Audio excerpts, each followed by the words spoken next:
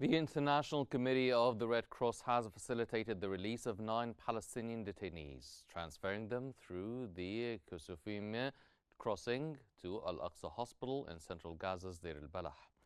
The ICRC also assisted the detainees in reconnecting with their families, providing phone access and support for reunions. The transfer was carried out in coordination with Gaza's Ministry of Health.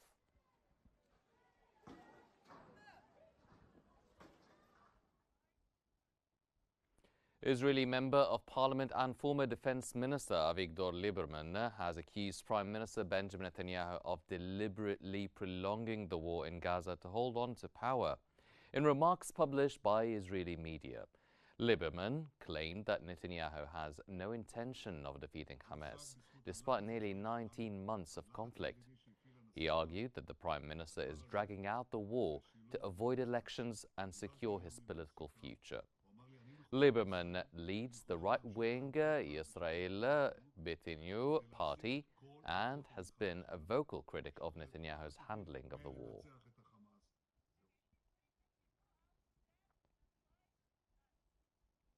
At least 46 Palestinians have been killed and 73 others were injured in the Gaza Strip over the last 24 hours as a result of the ongoing Israeli genocide. Medical sources confirmed that the Palestinian death toll from the Israeli onslaught since October 2023 has risen to 52,908 fatalities, with an additional 119,721 individuals sustaining injuries. The majority of the victims are women and children. According to the same sources, the death toll since Israel's resumption of the genocide on March 18th, after a 2-month truce, has also climbed to 2,749, with nearly 7,607 reported wounded.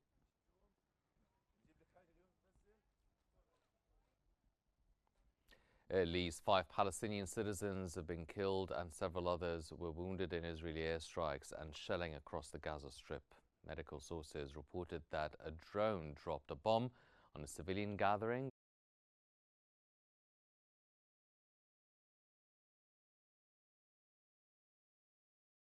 killed in a drone strike northwest of the Nusayrat refugee camp. Additionally, 3 Palestinians were killed in Israeli airstrikes on the Shuja'iyya neighborhood east of Gaza City.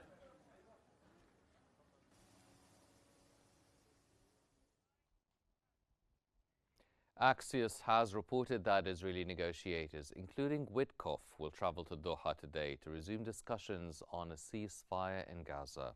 During a meeting with the families of Israeli detainees, Steve Witkoff, United States Special Envoy to the Middle East, expressed confidence in achieving progress in the negotiations. He emphasized the importance of a diplomatic solution, highlighting that all released detainees had been returned as part of this effort. The families of the detainees confirmed that Witkoff and Special Presidential Envoy for Detainee Affairs, Adam Buller, reassured them of their commitment to securing the release of all remaining detainees.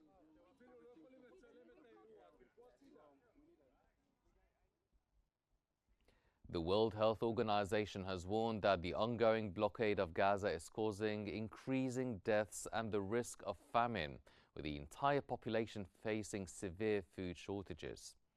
WHO Director General Tedros Adhanom stated that without immediate access to food and essential supplies, the situation in Gaza will continue to deteriorate, leading to more deaths and malnutrition.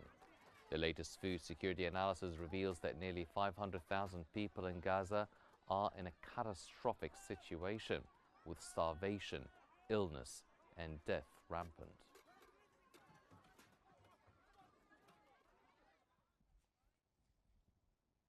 More than 380 figures from the film industry have issued a powerful condemnation of the violence in Gaza, describing it as genocide in an open letter published ahead of the Cannes Film Festival opening.